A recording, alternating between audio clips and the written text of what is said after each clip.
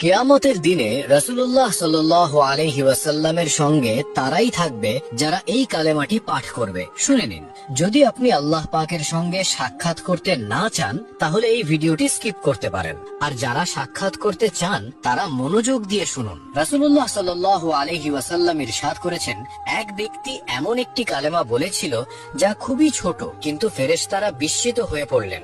তারা বুঝতে পারছিলেন না এর কতটা সওয়াব লেখা হবে।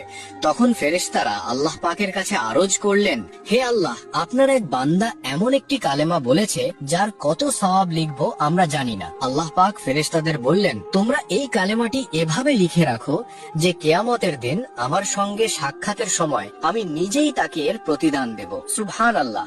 আর সেই কালেমাটি হলো, ইয়া রাব্বাল হামদু কামা ইয়ামবাগি লিজালালি ওয়াজহিকা ওয়া আযীমি সুলতানিক। আপনার কাছে যদি সময় থাকে তাহলে অন্যদের সঙ্গে শেয়ার করুন।